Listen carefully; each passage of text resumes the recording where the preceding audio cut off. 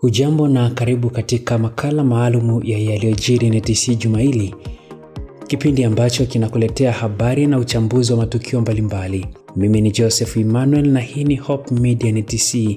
Miongoni mwa matukio yaliyojiri katika juma hili ni pamoja na katibu mkuu wa Union Conference ya Kaskazini mwa Tanzania Mchungaji Magulilo Makalonge ameweka jiwe la msingi katika ujenzi wa kanisa la Waadventista wa Sabato Mtonga Chini mjini Kati na Korogwe.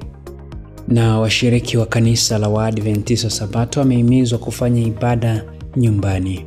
Hayo na mengine mengi, fuatana nami katika makala maalum ya yaliyojiri NTC juma hili.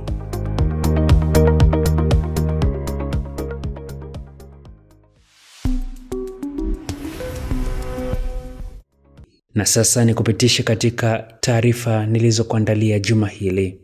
Katibu mkuu wa Union Conference ya Kaskazini mwa Tanzania Mchungaji Magulilo Makalonge ameweka jiwe la msingi katika ujenzi wa kanisa la Waadventista wa Sabato Mtonga Chini mjini Kati na Korogwe, huku akitoa wito kukamilisha majengo hayo ili yatumike kwa ajili ya ibada.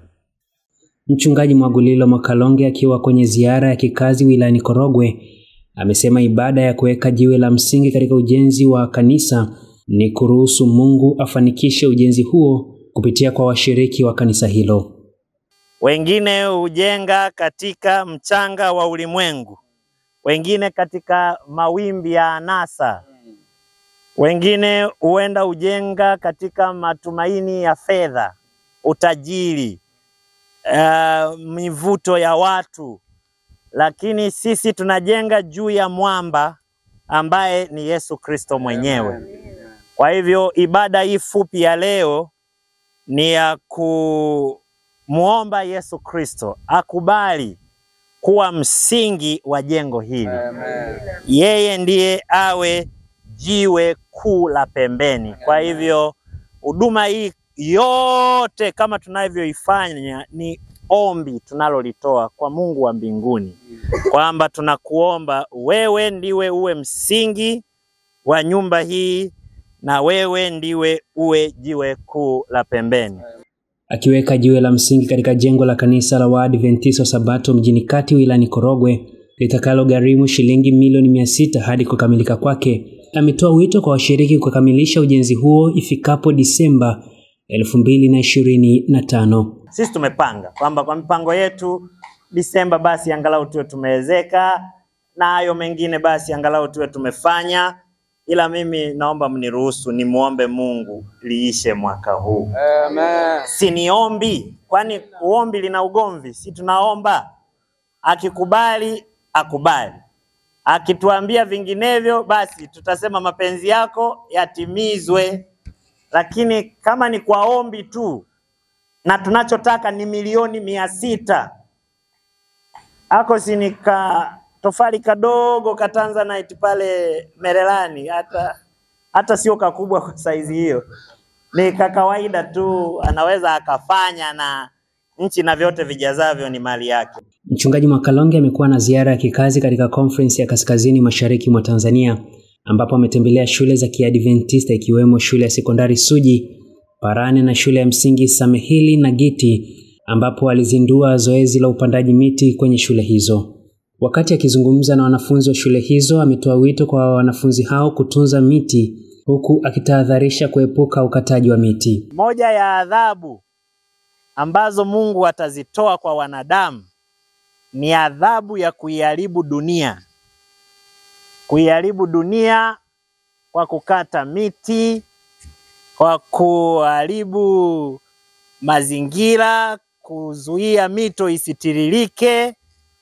Lakini ninawapongeza sana jumuiya ya Suji kwa kukataa kuharibu dunia, lakini kuwa sehemu ya kuirejesha dunia kule ambako ilitoka.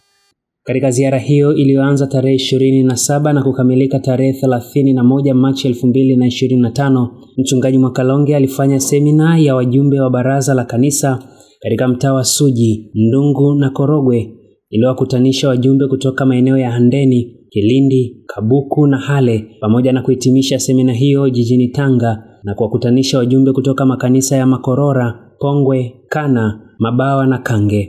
Katika semina hii tumejifunza mambo makubwa ambayo yatatusaidia wachungaji, makarani wa kanisa pamoja na wajumbe baraza la kanisa katika kazi ya kuwaleta watu kwa Yesu kanisani, lakini pia kuwatunza, na inapotokea wametoka nje basi kuwarejesha. Kama baraza la kanisa, kwanza jukumu kubwa la baraza ni kuongoa watu, lakini pia na kuwalea. Tuseme jukumu kubwa ni uinjilisti na malezi. Na tusalie hapo hapo katika mkoa wa Tanga, wilaya ya Lushoto. Mwenyekiti wa kanisa la Waadventista wa Sabato Conference ya Kaskazini Mashariki mwa Tanzania, Mchungaji Musa Nzumbi, amefanya ibada ya kuweka jiwe la msingi katika kanisa la Waadventista wa Sabato Nywelo katika mtaa wa Malindi B wilayani Lushoto mkoani Tanga. Tumkabidhi Mungu hili jengo, na sisi wenyewe tujikabidhi kwake, kwa sababu haya ni matofali, haya ni mabati. Kuna wakati haya yataporomoka, yataisha, ila inapaswa sisi tunapojenga na sisi tujenge mioyo yetu. Jamani, haleluya. Ina maana basi tunapojenga hili kama eneo la ibada, ni lazima na sisi wenyewe tuwe watu wa ibada, tuwe watu wanaopenda mambo ya kiroho, tuwe watu wa ibada katika nyumba zetu asubuhi na jioni, tuwe watu wa ibada katika matoleo yetu, tuwe watu wa ibada, yaani tumfanye Mungu awe wa kwanza kuanzia katika mioyo yetu. Kwa upande wake, mchungaji wa kanisa la Waadventista wa Sabato mtaa wa Malindi B, Mchungaji Jafet John, ametoa wito kwa washiriki kuendelea kuifanya kazi ya Mungu kwa njia ya uinjilisti. Ninatoa wito kwa washiriki wote wa Nywelo, Mkuhi na Malindi kwa jumla kuonyesha nguvu zao na jitihada zao kuongeza washiriki katika makanisa kwa njia ya uinjilisti, kwa njia ya kufanya huduma kwa jamii, lakini pia kuwekeza nguvu zao katika kumtengenezea Bwana nyumba ya kumwabudu, ili sote tutengenezwe kama kanisa lango la kuwapeleka watu mbinguni, wengi waokolewe na kuandaliwa kwa ajili ya uzima milele. Aidha, mkuu wa majengo katika kanisa hilo Vitalis Paulo pamoja na mshiriki wa kanisa hilo Lilian Gaspar wameeleza jinsi walivyonufaika kuifanya kazi ya Mungu. Mwitikio wa washiriki katika kuchangia, kwa kweli kwa uchache tuliokuwa nao, wanajituma kwa kiasi kikubwa, ila ndio tunaendelea sasa kuhamasishana, maana bado kazi ipo, maana tuna kazi kubwa ya kumwaga zege chini ya hapo ndani kama ulivyopaona, lakini zoezi la ufikishaji wa madirisha linaendelea ili tufanye usafi kwa ujumla. Kwa kweli nilijisikia vizuri sana. Leo tulipata ugeni na kuwekewa jiwe letu la msingi hapa. Nimefarijika sana kwa ujumla, kwa jinsi nilivyofarijika, najua na wenzangu wote wamefarijika. Na sasa tuelekee Simanjiro, Manyara. Mkurugenzi wa idara ya huduma za shule Sabato AMR na elimu, Mchungaji Jackson Mding, ametoa wito kwa washiriki wote na TC kuifanya kazi ya Mungu bila kutegemea wainjilisti. Mchungaji Mding amesema hayo akiwa katika semina ya masomo ya uinjilisti ulimwenguni katika kanisa la Waadventista wa Sabato Nyumba ya Mungu iliyopo wilayani Simanjiro mkoani Manyara. Washiriki wanaweza kufanya kazi katika maeneo mapya. Tumekuwa na semina ya mtu mmoja mmoja, namna ambayo anaweza kufanya personal evangelism, lakini pia tumekuwa na semina ya watengeneza mahema. Mkono mmoja umebeba kazi yake ya serikali, kazi ya ufundi, kazi ya shamba, lakini mkono mwingine umebeba uinjilisti. Na kazi ya maeneo mapya itamalizwa na watu ambao wamekuja wakiwa na shughuli zao binafsi, lakini watu wamebeba utume. Uinjilisti huu unasaidia kwa sababu hauhitaji kibali cha mtu yoyote, unafanya kazi lakini unahubiri wengine. Na tunaamini ya kwamba uinjilisti huu utaleta watu wengi kwa Yesu. Tunaita wito watu walioko maeneo mapya wanaweza wakafanya kazi hii ya kimishonari katika maeneo yao, lakini pia tunaita wito kwa watu popote pale walipo wanaweza kusupport kazi ya uinjilisti maeneo mapya. Mchungaji wa kanisa la Waadventista wa Sabato Lembeni, Mchungaji Yeuzi Simon, amesema kuwa wafanyakazi katika shamba la Bwana hawapaswi kuwa na vizuizi katika kufanya kazi ya Mungu. katika kazi ya Mungu hatupaswi kuwa na vizuizi. Mahali popote ambapo Mungu anapotuita kwa ajili ya kazi yake, basi tunapaswa kufanya pasipo kuangalia ya kwamba ni milimani au ni mabondeni au ni mahali pa namna gani.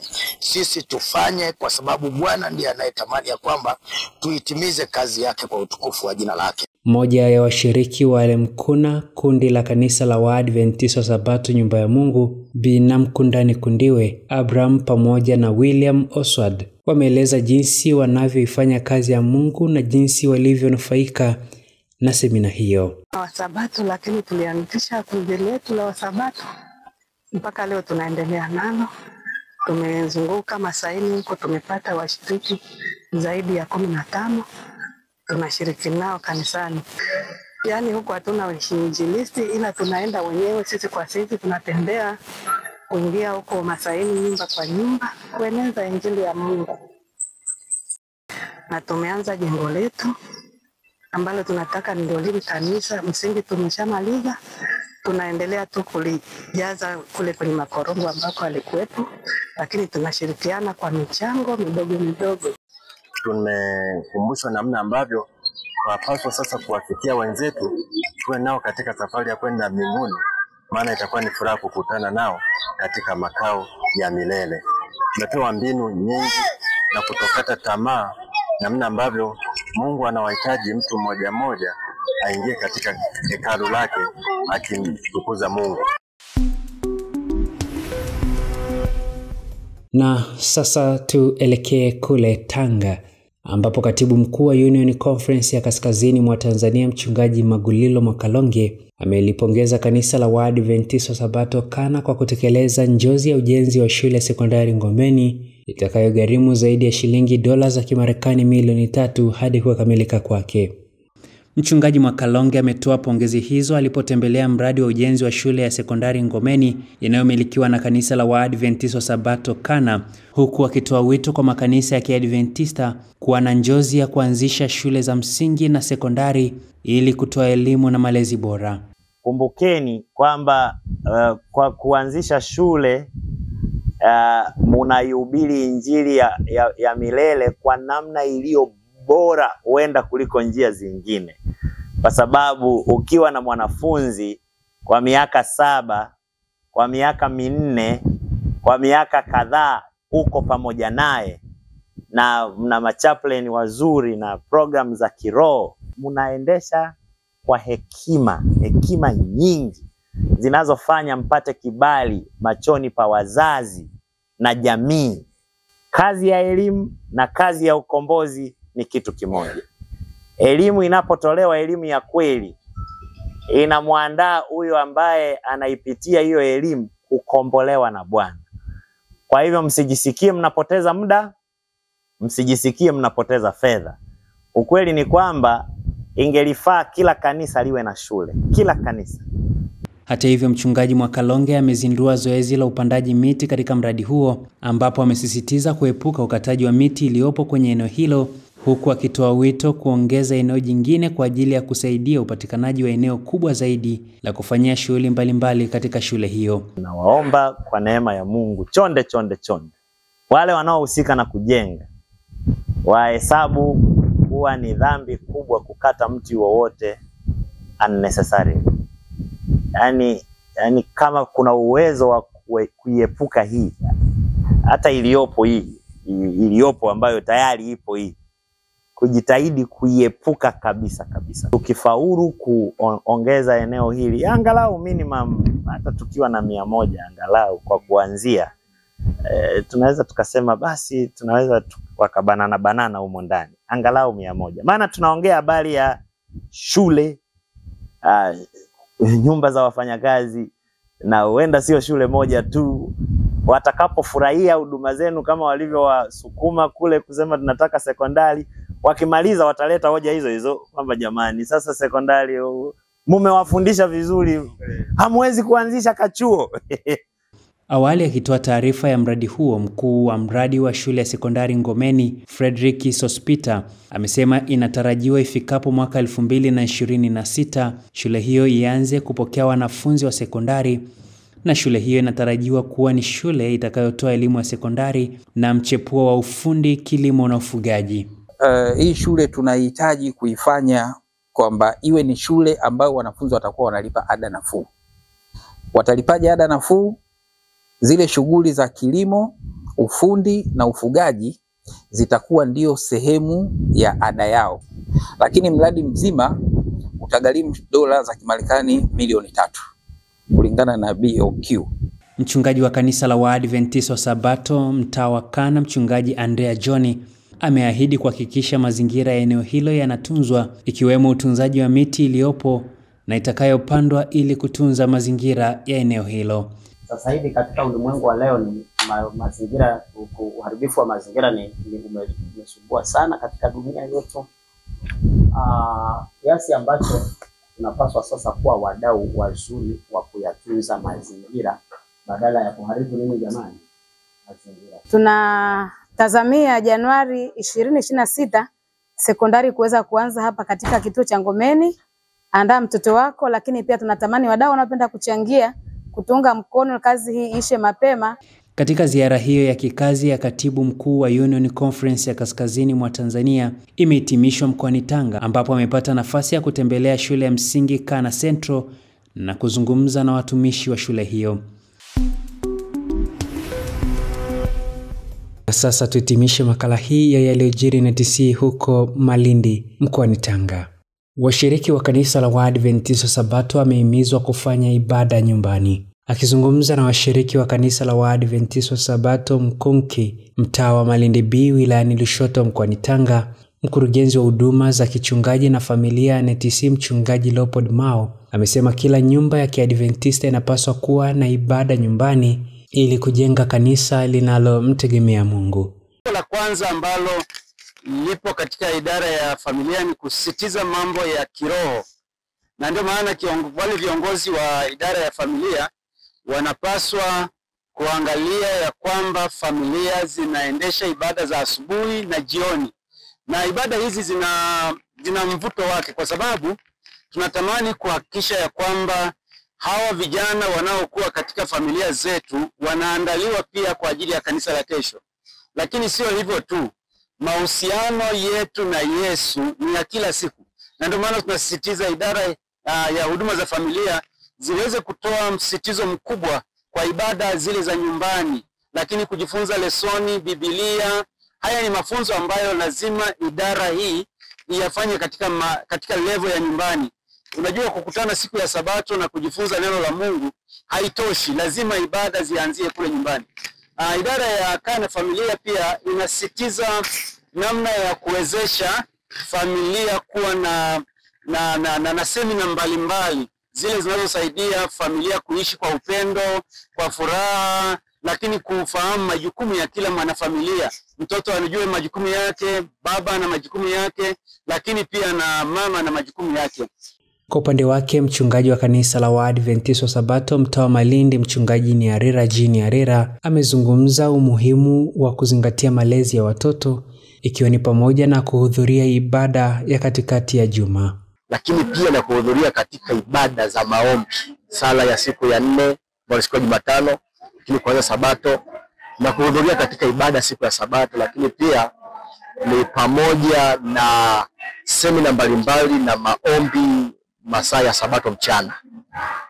Pamoja na hayo, inasaidia sana kanisa kukua. Kwa hiyo malezi kwa ujumla ni swala ambalo tunaendelea nalo na kupambana nalo, na kwa kweli tunashukuru Mungu, maana tunaona kwamba kwa kadri tunavyoendelea mbele linaendelea kuleta mafanikio makubwa na watu wa Mungu wanaendelea kubarikiwa sana. Namshukuru Mungu katika kupitia ibada hizo.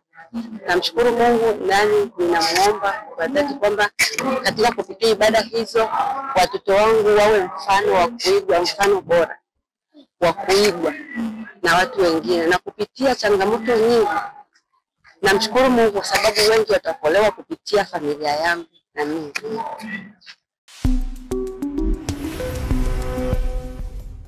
Na taarifa hii inatuhitimishia makala maalum ya yaliyojiri NTC juma hili. Kwa niaba ya wote waliofanikisha matangazo haya akiwemo na Naeli Kajiru, mimi ni Joseph Emmanuel. Unaweza kutembelea mitandao yetu ya kijamii Facebook, Instagram, YouTube kwa jina la North East Tanzania Conference ili kupata taarifa zaidi. Vile vile unaweza kulike, kushare, kusubscribe na kucomment. Asante na nikutakie baraka za Bwana. Tukutane juma lijalo katika makala maalum ya yaliyojiri NTC.